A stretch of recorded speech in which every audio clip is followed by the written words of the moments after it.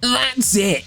I'm throwing! You guys are trash. I'm done. I can't do anything with this team. Do those terms cause you to have PTSD from your rank matches like I do? Well, if you've played enough games, they undoubtedly have been cemented into your mind, and they trigger something in your brain every time you hear them. Although it sometimes feels tough to work with the team you have, today we will be focusing on the best ways to promote teamwork and, to a certain extent, improve the general usefulness of your teams in ranked games. What's up, ProGuides family? My name is Matt, and today we'll be focusing not only on teamwork, but more specifically, how to get better teammates throughout ranked matches. Now, yes, it's true that you can't really pick who you're going to place with when queuing into a game. However, this isn't really what we're talking about when we say get better teammates. We are instead going to provide you with information that, if implemented, should increase the consistency of your teammates in-game, even if you haven't actually met them beforehand. Now, without any more stalling, let's jump right into the question of the day. Today, I want to ask you guys whether or not you would like to see more stun abilities implemented into the game. At the current time, the most recent character added to the game is Killjoy. With her addition, we also saw the second true stun ability added into the game, the first being Cypher's Tripwire. If you haven't caught on, we're talking about her ultimate. Well, would you guys like to see more abilities like her ultimate added into the game? Maybe something like a stun grenade? I personally feel like this could get very annoying very quickly. So, for that reason alone, I personally would prefer if Riot held off on something like a stun grenade for just a little while. What do you guys think about the situation? Let us know in the comments below. Now, let's jump into what you're all here for: how to get better teammates in your games. Okay, so first up we have the most obvious solution. If you feel like you're getting unlucky with the teams that you're placed with, remove the luck factor. Simply stack up with a group of friends or people that you've played with in the past and go from there. Even if you only play with 1, 2, or 3 other people, this will significantly reduce the chance of you being placed with throwers, which could directly lead to you winning more games over time. Something you may not have considered, however, is how this could also affect the characters that you play. When you're being queued with 4 random people, you will often be forced to fill for your team for a number of reasons. Maybe you face the struggle of not having a smoke, perhaps you don't have control of a character to hold sights with, or maybe you simply feel like not having a Sage could potentially lose you a few crucial rounds throughout the game. By stacking with a few people, however, your desired character pools will likely overlap, yet not be exactly the same. Because of this, you will not have to fill as characters you don't want to nearly as often. Let's say for instance you play Sage and your friend plays Brim. Well, if you don't have either of the characters, one of you is going to have to fill, right? Well, yes, unless you're 5-stacked, someone will likely have to pick a character that they don't most want to play in order to better the team. However, this isn't really the point. If you don't have a smoke, for instance, your friend can play Brim comfortably, allowing you, someone who doesn't play smokes as often, to still play an agent that you're able to play at your rank. On the subject of 5-stacking, playing alongside 4 other teammates also proves to have more benefits than just removing the need to fill in your games. Doing this is going to allow you to practice executions much easier. Let's say you're playing with 4 randoms on attack. Most of the time, the extent at which you're able to push your comms are go A, B, or C, right? Well, if you were to play with a team that you're more comfortable with, you're able to do so much more. First off, you have splits. You're able to push sites like C on Haven, for instance, from different angles. This will cause your pushes to feel more consistent, allowing you to win more fights. Secondly, you will be able to initiate fakes much easier. At lower ranks especially, where fakes aren't common, they can cause people to rotate over very fast, giving you free entry to the site of your choosing. If that portion of the fight moves smoothly, you'll be able to plant bombs and hold angles much easier than if you simply pushed into a site full of defenders. Lastly, and definitely as important in lower ranks, is increased communication on defense. In order to not fall victim to fakes due to poor teammates, calling out to your team when you need help or when you feel like you can hold a site alone is crucial.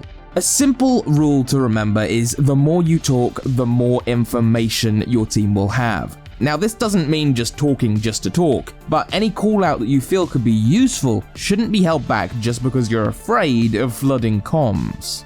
Since we're on the subject of communication, our next tip is to focus on teamwork even if you don't use a microphone. Although this may sound counterintuitive, the reality of the fact is that many of us feel turned off by using our microphones due to bad experiences in the past.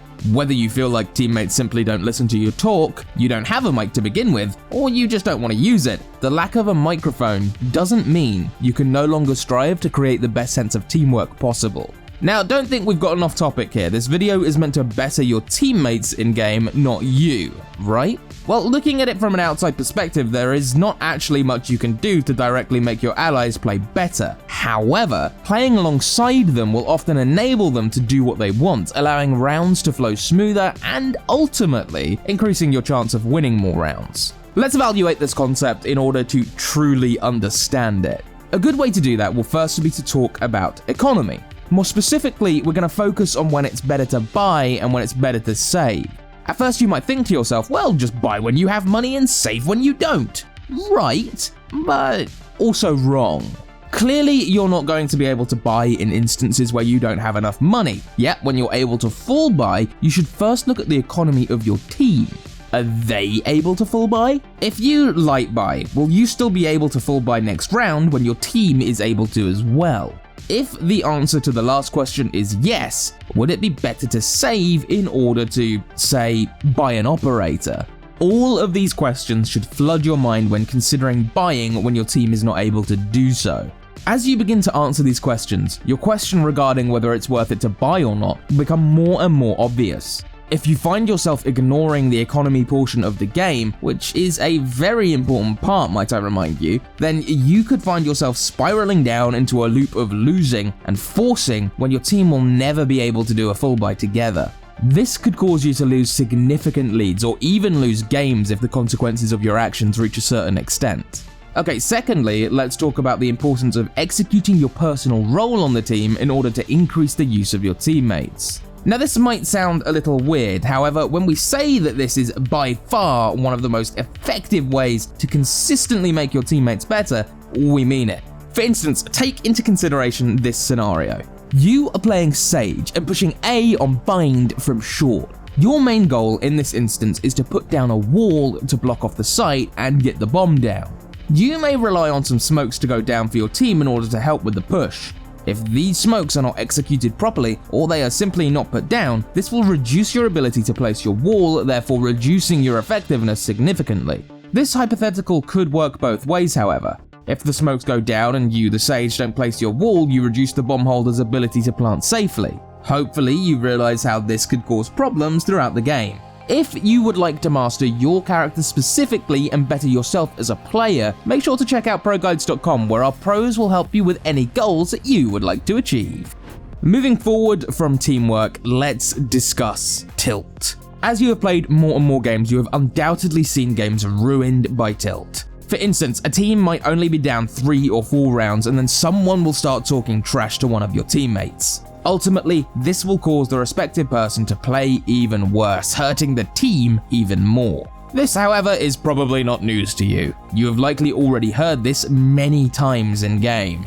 Although there is likely not much you can do about people in solo queue being toxic, you shouldn't ever instigate situations like this. If you ever feel tilted or want to shift the blame to a specific team member, you might just want to turn off your mic and focus on yourself in order to better yourself rather than continue worrying about others. Secondly, what you can impact is how you feed into these situations. Firstly, let's talk about someone being toxic directly towards you. In this case, there is a really simple solution. You can just mute the respective person talking to you and you'll be able to focus on the game so much more. While it's going to cause you to sacrifice some callouts, it will ultimately better your personal gameplay, which could play into the previous tip significantly, playing well to enable your team. Secondly, let's clear up what you should do if someone is being toxic towards your teammates. While many people are under the impression that saying things like, "Hey guys, let's not be toxic," or "Yo, just focus on the game," will better the situation, from experience, it doesn't work. In most situations, doing this is only going to shift the blame to you and create an even more toxic situation. When this happens, it's simply better to be quiet and hope that it blows over. As you start winning more rounds, toxicity usually dies down, and you can just go back to having a game with clear comms. Basically, if it doesn't involve you, don't get involved.